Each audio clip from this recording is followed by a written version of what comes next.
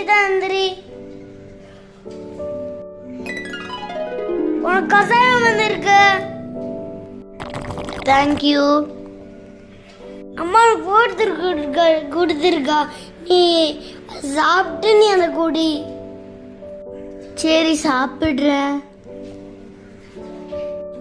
வாங்கிக்காக்கா, மெதுவா சாப்பிடு அக்கா.